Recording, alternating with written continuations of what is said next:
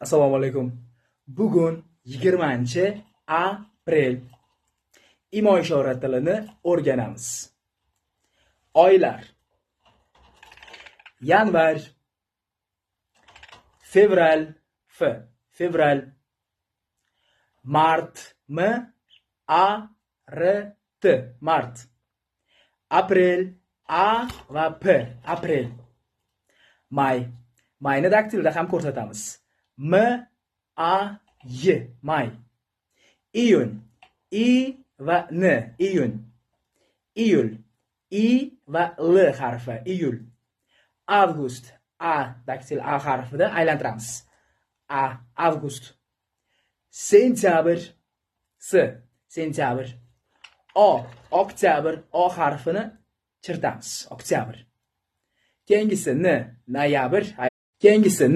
noyabr, aylantiramiz, noyabr va dekabr.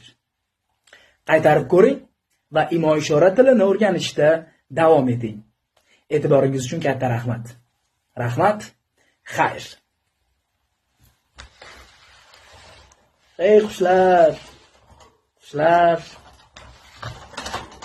Salom.